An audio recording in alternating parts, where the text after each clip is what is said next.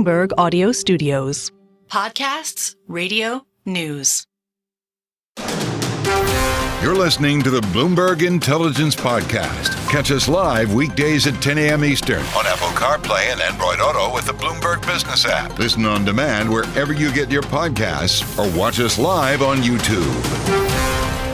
Alix Steele and Paul Sweeney. We're live here in our Bloomberg Interactive Broker Studio in sweltering New York City. We're also streaming live on YouTube. So head over to youtube.com and search Bloomberg Podcast. A lot of stuff coming out, a lot of earnings coming out. We had eco data today, retail sales solid. And on the earnings front, we had some of the big investment banks report here. Morgan Stanley and Bank of America's Charlie was just reporting. Stocks at 52-week highs, both of them here today. So Alison Williams is going to break it down for us. She's a senior analyst. She covers all these big banks for Bloomberg Intelligence. She joins us here in our studio. Alison, let's start with your former firm, Morgan Stanley. Stock's up 2.5% today, 52-week high. What did the street like here?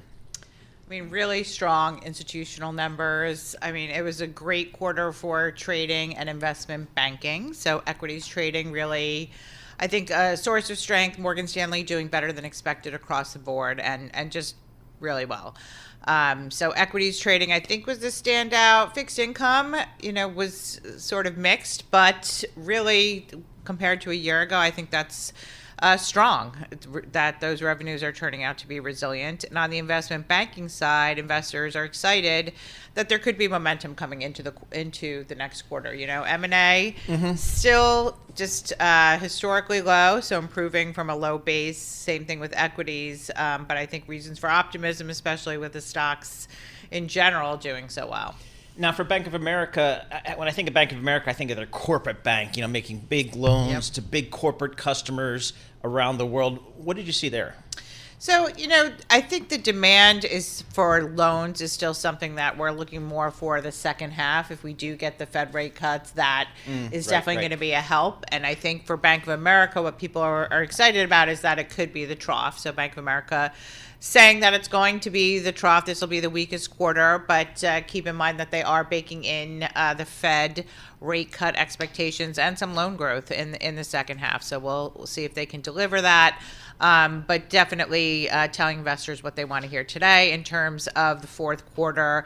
A little bit higher entry rate, firming that up, and again that the most of the weakness could be behind us. So does that mean that if we don't get Fed cuts, that that Bank of America is going to have some problems here? I think where the disappointment will come will be loan growth, spurred by Fed cuts, right? Mm-hmm. So I think that some of the loan growth that they're factoring in is based on that. We heard from Wells Fargo where they're, still a lot more cautious on the loan growth side, and commercial and industrial has been a weak spot. Credit card has been the strong spot. When I was in banking, one of our most lucrative businesses at the Chase Manhattan Bank was just leverage lending. Lending to companies that don't have assets or inventory or any of that kind. We just lend against cash flow. It's a little bit more risky. It's tough to show your credit officer where the collateral is for this loan. But we made a lot of money doing it.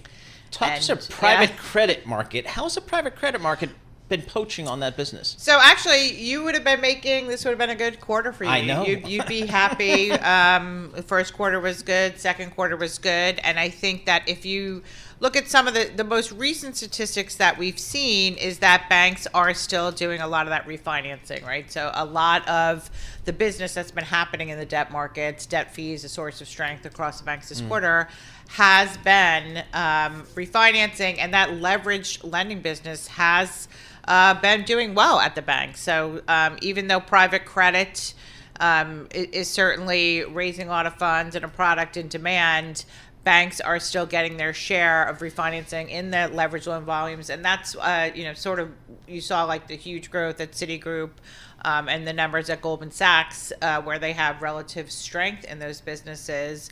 High yield's another area that's doing really well. Back to the consumer. So we'll have Paul do the investment banking stuff. I'll do the consumer stuff. What about charge-offs on their credit card losses for Bank of America? Was that higher, lower? Where did that come in line? In general, I would say their provisions overall came in line. Okay. We did see, charge-offs in the card business, charge-offs in commercial real estate. So those are areas that we're watching, but, controlled and in line with expectations. I think the area of weakness that we saw in card this quarter was at Citigroup. They have a private label business that's tends to skew on the lower income side of things.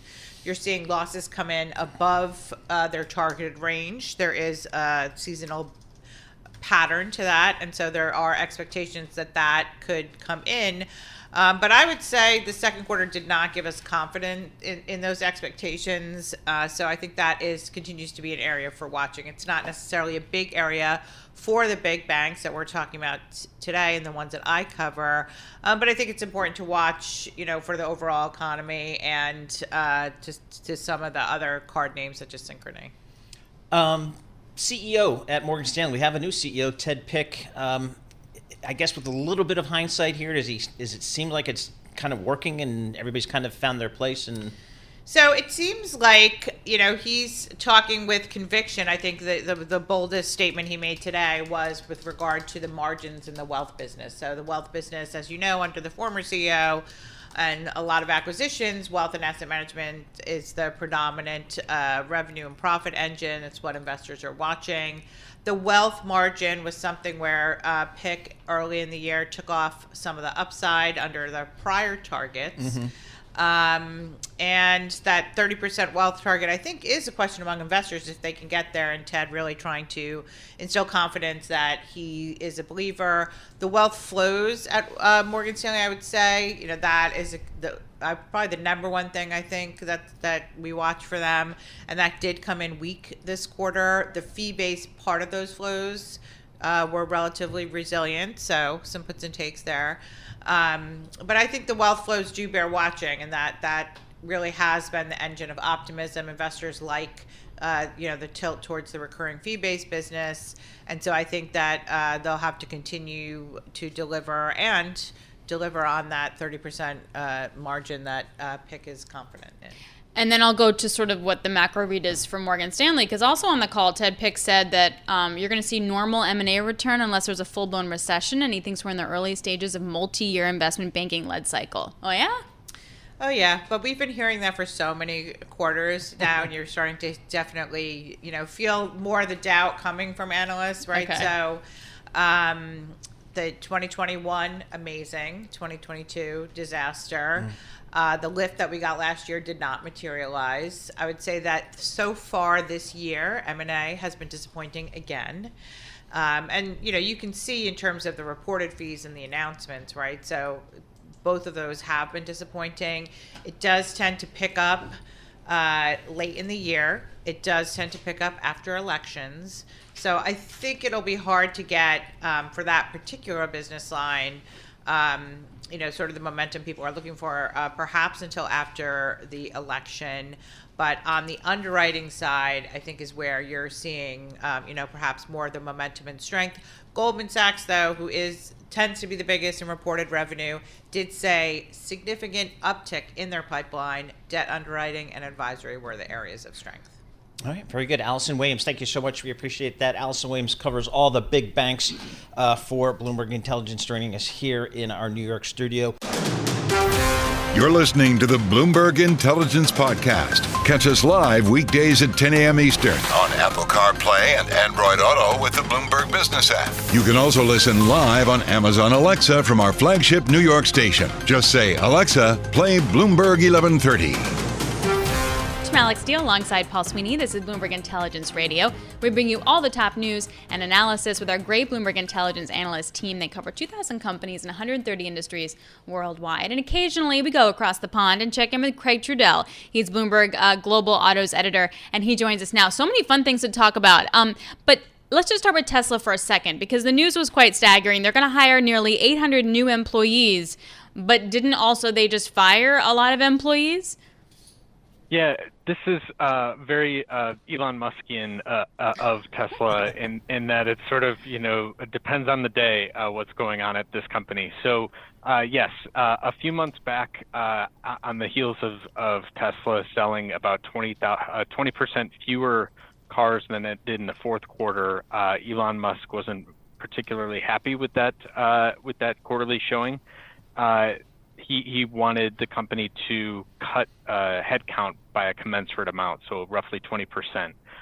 So, for context, this is a company that, had quite a few employees at that time. They started the year with around 140,000, so that would mean 28,000 people being let go. It's unclear whether they got to that, but it is absolutely clear that, certain parts of the company were decimated. I think most notably the supercharging team. That really turned a lot of heads because it was a aspect of this company that has been looked at as such a sort of feather in their cap, that they really invested where others didn't and built a charging network that worked, whereas others have not worked very well, particularly in the U.S. And so it is kind of shocking to see such a significant culling of people followed by a hiring spree of sorts.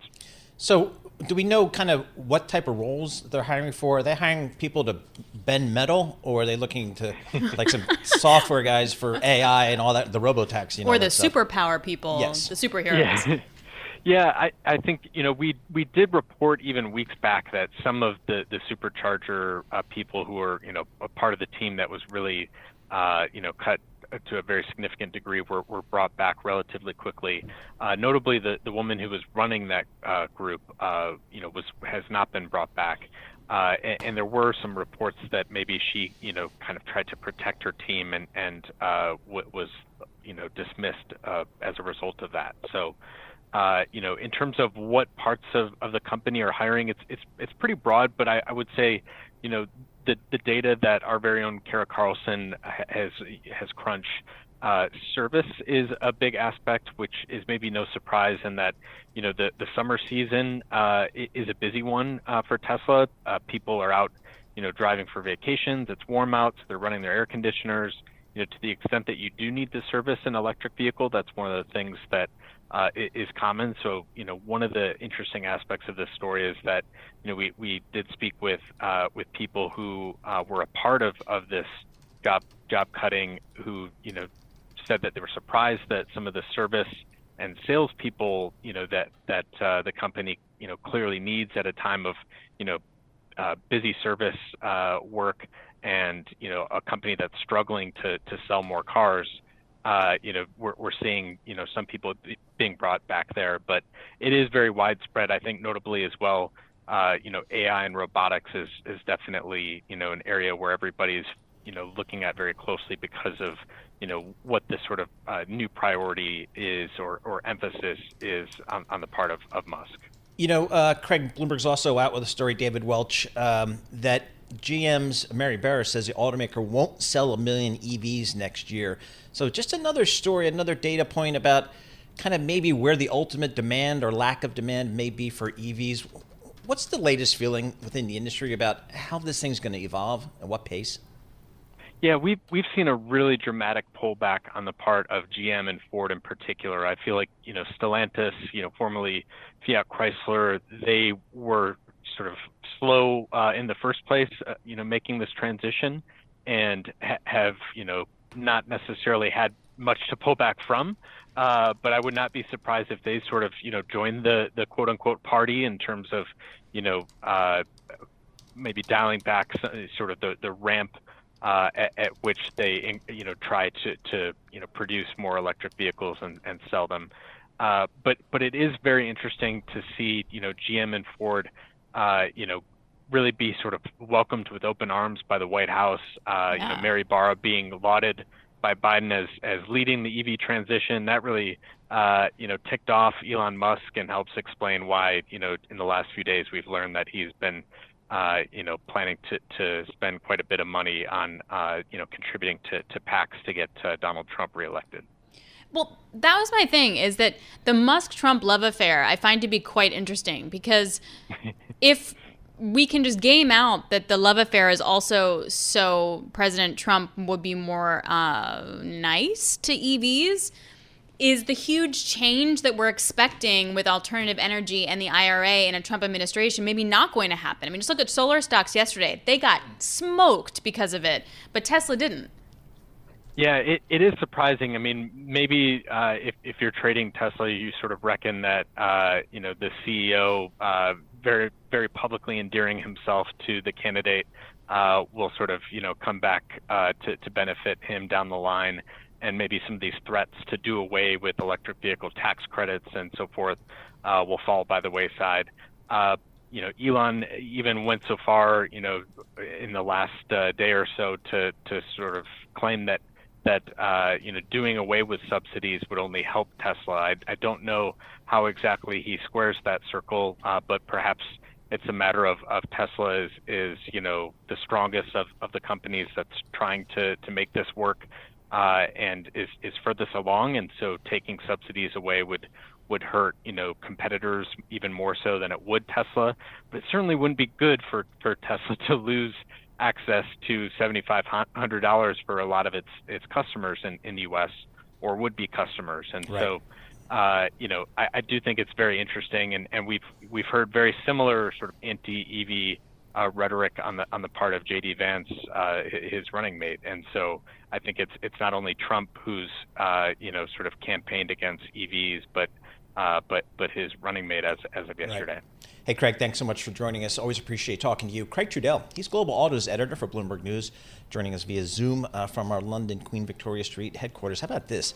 Since April 22nd, Tesla stock is up 78%. Such a move. There's such negative sentiment there for 4 or 5 quarters here. Again, as the market's trying to discount what is the demand really like for EVs going forward. And I think definitely a turnaround here. So take note of that. Now, a big market cap stock as well.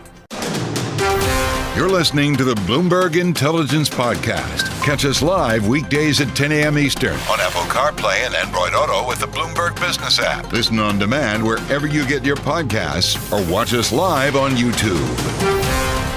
Okay, so the eco news of the morning was that retail sales number coming in better than estimated. So retail sales, if you back out auto and gas, it was up at 0.8% in June. That retail sales control group was up 0.9%. Sure, they're doing it in areas where prices have come down, so there's still some price sensitivity to it, but it was pretty strong.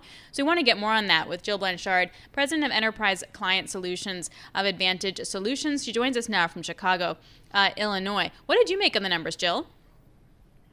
Yeah, so it's first of all, hi, and thanks for having me back. Boy, I am trying to temper predictions, let's say, because consumer demand is still a really big concern in the back half of this year. A year ago, 18% of CFOs said that they were concerned about the effect of consumer demand on their business. That has now tripled to 54%. Wow. And so prices are up 20 to 40% plus, choose your category. In most cases, the wages haven't kept that same pace. And so there is a big impact on many households across the country. Consumers have been notoriously price sensitive even before the pandemic, and that waned a bit with COVID when they couldn't spend on services and they diverted that to goods. But now they're both back, and they're back at higher prices. And so consumers have to find less expensive alternatives to achieve those same outcomes. They're still traveling, they're still eating out, but the overall transactional value for those is down. And so I'd say I'm trying to temper my predictions for the next 6 months. What is upflation? Ooh. I love that, right? So super, so first of all, I have fallen prey to this. And so I'll give you my confession here. Upflation is this concept of finding new uses for existing products. So think of things like an all over body deodorant, cereal as an economic option for dinner, frozen vegetables in lieu of fresh vegetables to save on waste. How about this? Ready? Pickle cupcakes. That's a thing. And it's not just the cake, it's the frosting. I've fallen prey to dog wipes. I don't know how they're different than a regular wipe, but I feel better about putting that on her paws. Hair sunscreen, and TikTok is certainly helping. Wait, stop. Hair sunscreen, what? That's a thing. Explain this. This is expensive. It's hair sunscreen, so you spray it on your hair so it doesn't so the sun doesn't change it. And TikTok is riding the social wave. Check out the hashtag late night snack. They are virtually creating a fourth meal, and manufacturers are eager to ride that wave. So there's a lot of examples of upflation out there as manufacturers get really creative in trying to get their products into more places. I don't understand. Isn't the point you want the bleachy sun blonde look? People pay for that. I don't know, whatever. This is going to get off topic, okay. But I'm going to do some homework on this. I'm going to do some research. I'm going to talk about my feelings. Okay. So what about these unusual strategies? Like, are people willing to actually, pay for that? How does a traditional retailer just say, guys, come to my store and buy stuff, like basic stuff? The word of the month, I think, is creative. And so we just heard about a very creative strategy from manufacturers, and retailers, as well as consumers, are also getting very creative. So retailers are doing the things that we've seen before. They're pricing their promotion strategies. We'll talk today about some of the significant promotion things happening this summer. But let's talk about the unlikely business pairings and collaborations that we're seeing across retailers today to find new business synergies and drive traffic. So, for example, look at Uber joining forces with Instacart and Costco. Kohl's is going to put the Babies R Us stores in some of their stores, much like they did with Sephora. McDonald's has a partnership with Krispy Kreme. And these things have dual benefit. So first, there's the savings on labor and real estate of operating multiple stores as one store. And then there's that unique in-store experience that the younger generations really like. And they're great traffic drivers. I know that when I take an Amazon package back to Kohl's, I have to pass 5 departments each way to take that package back. So really creative solutions by retailers too. What are consumers doing here? Because we hear about inflation really hitting folks that maybe don't own stocks, don't own bonds, don't own real estate. Yeah. They're the ones that are really being hit by inflation. How does that get reflected in a retail sales number that shows some pretty good strength this month? Here too, back to my word of the month, creativity or creative. Consumers are also getting creative. We know that they're getting better and better at seeking and finding those deals. Here's an interesting stat. We surveyed over 1,000 shoppers to find that 1/3 of those shoppers are buying their groceries in bulk, and they're sharing with their friends and their neighbors, which is a great way for the lower income household to enjoy the savings that come with larger products that have a better price per count or per ounce. Typically speaking, the lower income households on fixed budgets are forced to buy those smaller products because of that lower price point. So this is a great option for them. And by the way, there could soon be an app for that, because there's an app for that in South Africa today. So it's only a matter of time until it gets here. I have no idea how that would work, but we also never thought that we would share rides with perfect strangers in a car that's driven by a perfect stranger, but we do. That is really interesting. And that would definitely, especially if you live in an apartment complex, like that could make things quite interesting as well. Just so everyone's clear, I did research sunscreen for your hair. It's really for your scalp, but I still think, like, why not wear a hat? But fair point. This is why it's upflation. And I was just looking at, you can get a 25-pack of mini pickle cupcakes at Baked by Melissa's for $37. Wow. That's like a lot of money for little teeny tiny cupcakes. Anyway, this is kind of your point. So Jill, what have we learned though about all the discretionary fun stuff, like services, spas, vacations, getaways, the stuff that was doing really well?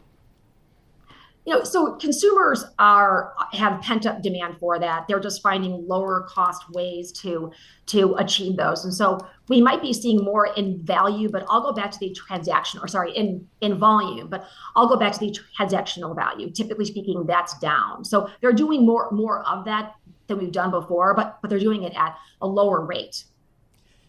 So, I see. Yeah, Joe, how about the back to school? That's probably the next shopping season for you. That you get a sense of how retailers are doing, how consumers are doing. What's the expectation for back to school this year?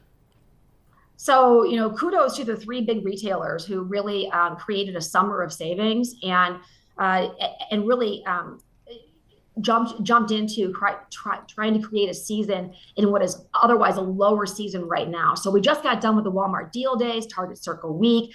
Today's the kickoff of Amazon's Summertime Prime Days. All of those have discounts on thousands of items with a focus on back to school. And plus Amazon is doing things like dropping a new deal every 5 minutes. And so they're really swinging for the fences in terms of capturing trips, creating sales, and trying to meet the consumer with economic value. What do you think will happen if the Fed cuts rates? And I say that because if all of a sudden we get relief and there's 50 basis points of cuts in the next 4 months, do people have a lot more money to spend? Does it actually then increase spending?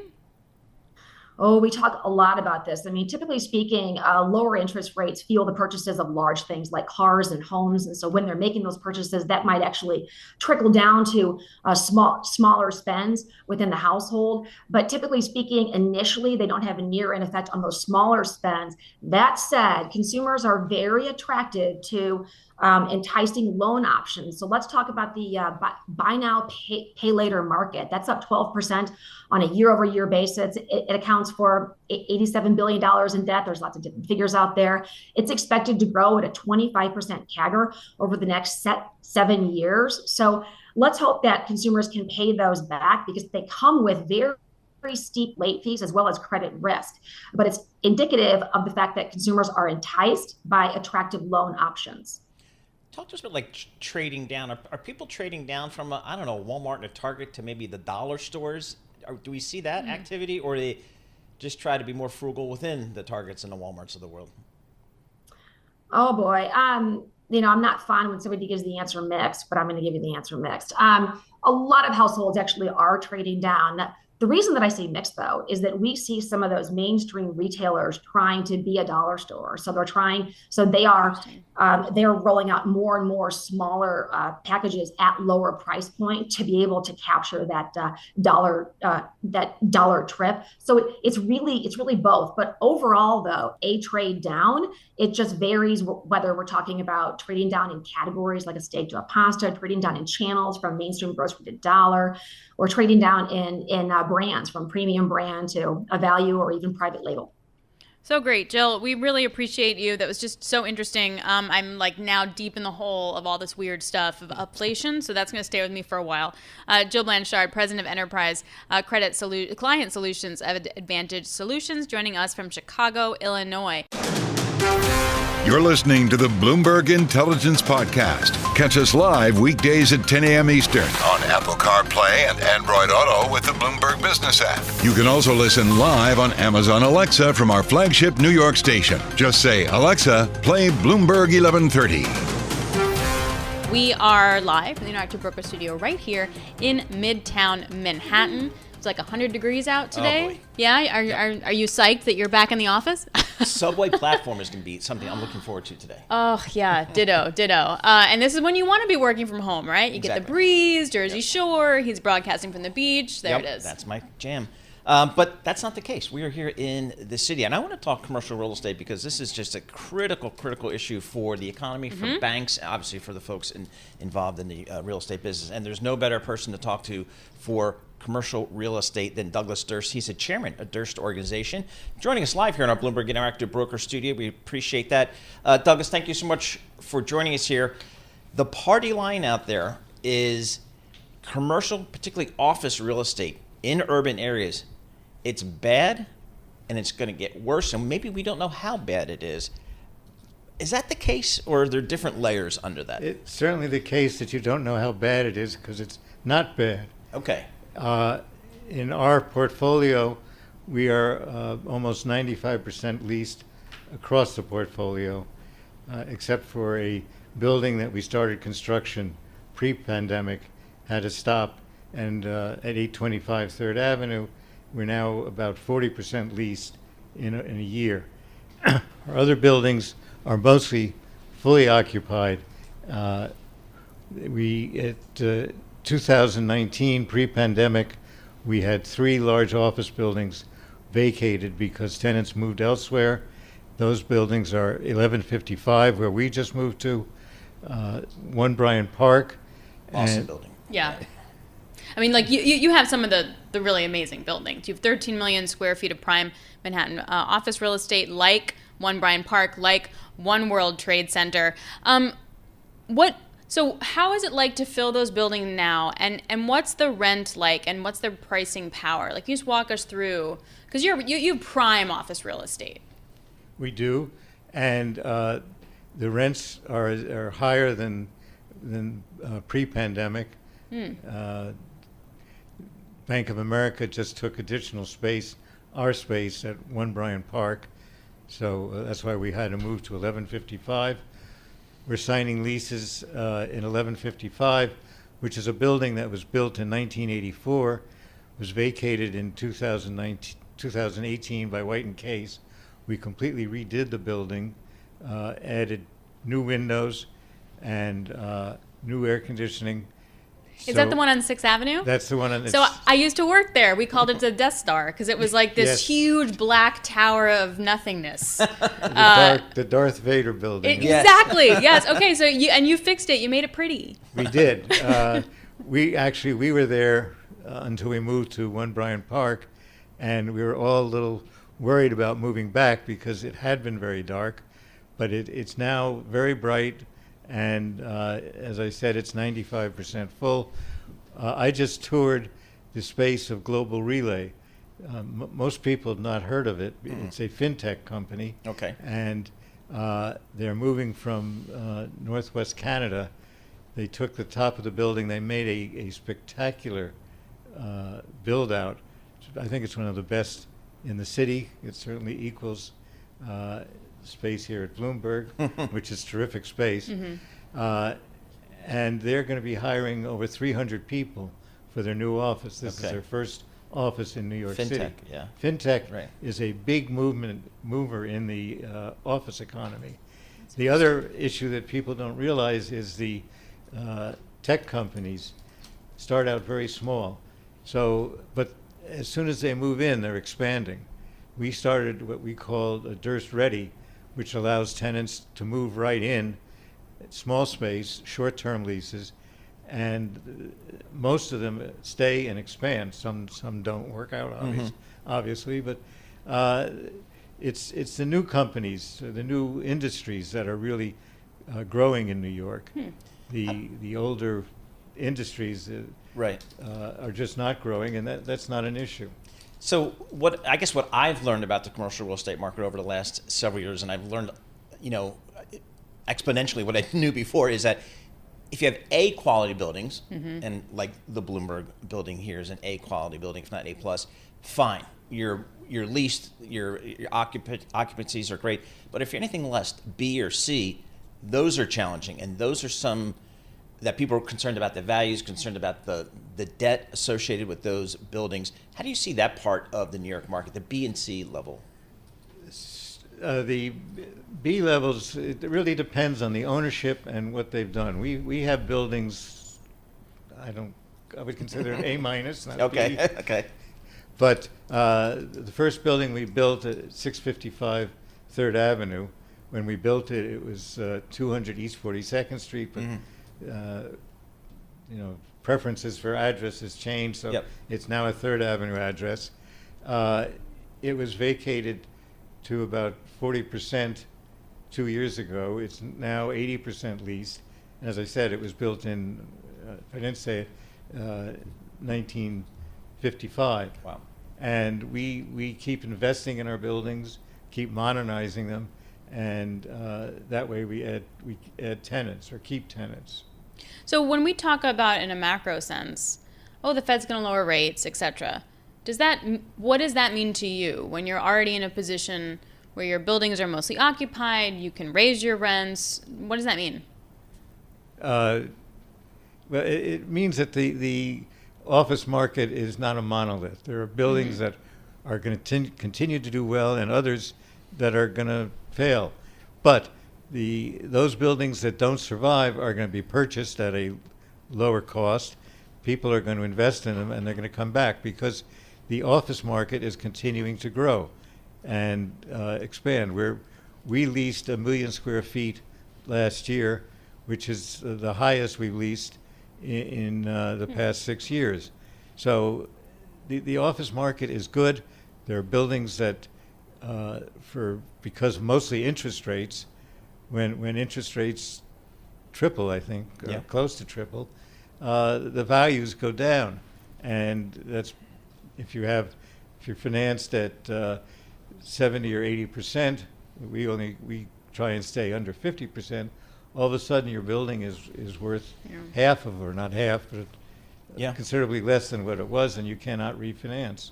So that's kind of where I want to go. What is the lending market like today for commercial real estate? Is it depend? I mean, I assume your relationship with your bankers are very strong, but for the average commercial real estate, how are things out there?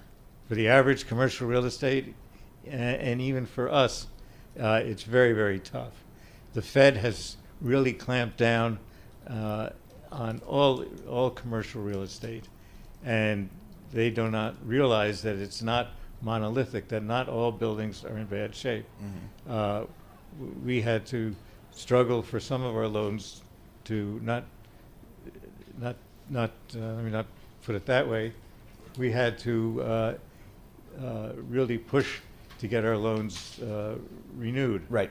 And no matter how much we showed that we were in good shape, it's the Fed that's pushing reserves for banks that make it difficult for them to make these loans.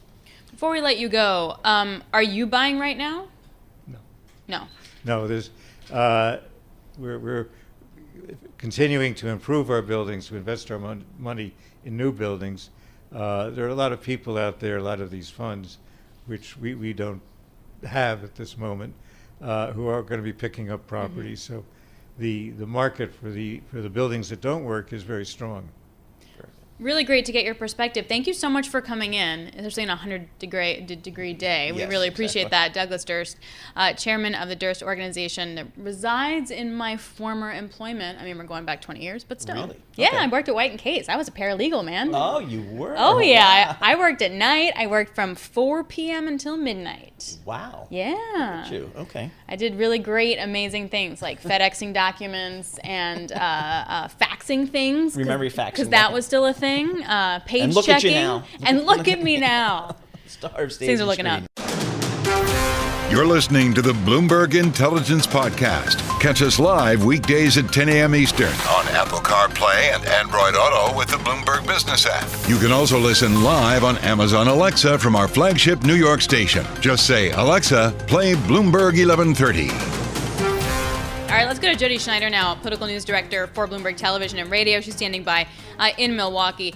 Jodi, the event obviously last night was former President Trump walking in with a bandage on his ear and then declaring that VP pick of J.D. Vance, the senator from Ohio.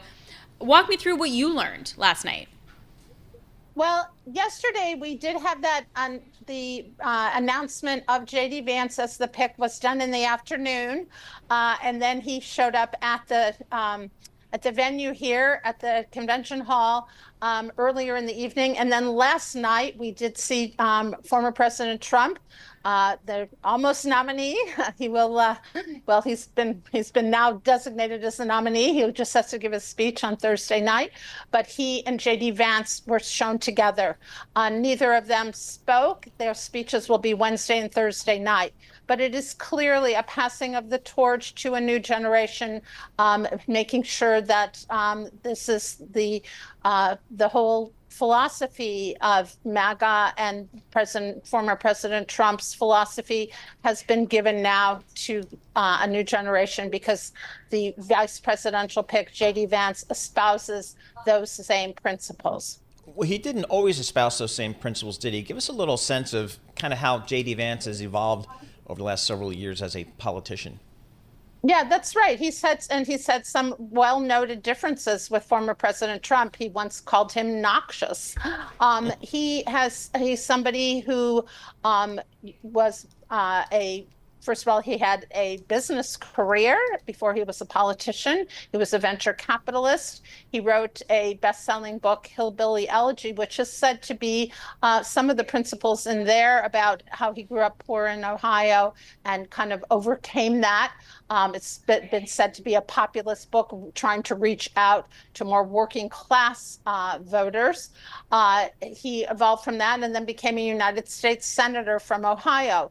In recent years, he has honed very closely to the principles that Donald Trump talks about, and he is said to have been a favorite that Donald Trump's sons, Eric and Donald Trump Jr., pushed for him because they saw him as he would continue the MAGA brand, Donald Trump's brand, into the future. He's 39 years old, not even 40 years old, a whole different generation than Donald Trump. It was interesting, Jodi, because part of the rhetoric yesterday after the potential assassination was that President Trump was speaking about unity, which is something he doesn't do very often. J.D. Vance, however, went to the far right and was saying, look, blaming President Biden for the attack on President Trump. Very, very divisive. And so some people were talking about the fact that would President Trump pick a united vice president? He didn't. Did he do that because he also will stay divisive, or does it give now President Trump the ability to be more of a unifier of the Republican Party while J.D. Vance holds the core? Yeah, that's a good question. And I think there is some of that. Donald Trump now can sort of say, okay, we don't want, he can come out, especially since he was the target of an assassination attempt, he can come out and say there's no place for political violence. And J.D. Vance can kind of, be the tougher one on that, right? He can be the one that says the things that Donald Trump, the top of the ticket, doesn't want to say. But clearly, there had been some talk of perhaps, Donald Trump was going to pick somebody who could reach out more, say, to women voters, to racial minorities, for instance, trying to get some of these swing state voters. But this is very much a doubling down on the brand, doubling down on the core of their constituency, the white male working class voters. All right, Jodi, thank you so much for joining us. Jodi Schneider, she's a political news director for Bloomberg Television and News, joining us remotely from Milwaukee, Wisconsin, the site of the Republican National Convention. This is the Bloomberg Intelligence Podcast, available on Apple, Spotify, and anywhere else you get your podcasts. Listen live each weekday, 10 a.m. to noon Eastern on Bloomberg.com, the iHeartRadio app, TuneIn, and the Bloomberg Business app. You can also watch us live every weekday on YouTube and always on the Bloomberg Terminal.